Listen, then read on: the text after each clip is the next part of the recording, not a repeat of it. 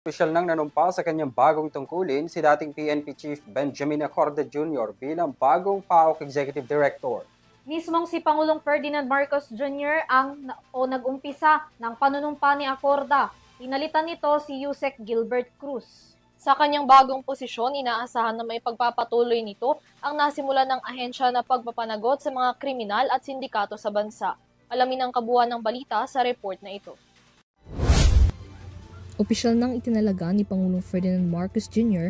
si dating Philippine National Police Chief Benjamin Acorda bilang bagong Executive Director ng Presidential Anti-Organized Crime Commission o PAOK.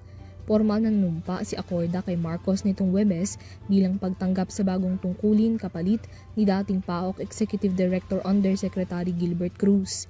Nagtapos si Acorda mula sa Philippine Military Academy Class of 1991 at nanungkulan bilang ika-29 na PNP Chief mula April 2023 hanggang April 2024.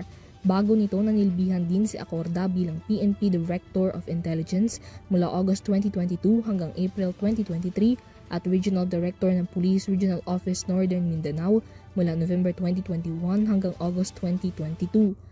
Bukod sa pagiging hepe ng buong hanay ng kapulisan, natatangi rin ang naging pagganap ni Acorda sa kanyang mga naging tungkulin bilang isang pulis kabilang na sa PNP Anti-Cybercrime Group, Deputy Regional Director ng NCRPO, Director of the Integrity Monitoring and Enforcement Group, Chief of Staff of the Civil Security Group, at Chief of the Anti-Fraud and Commercial Crimes Division. Sa kanyang pagtanggap sa bagong tungkulin, inaasahang ipagpapatuloy ni Acorda ang naging karera ng PAOK na siyang nangunguna sa investigasyon at pagpapanagot ng mga kriminal at parte ng sindikato. Kabilang din sa tungkulin ng PAOK ang pagsasagawa ng intelligence operations at pagbuo ng anti-crime action plans.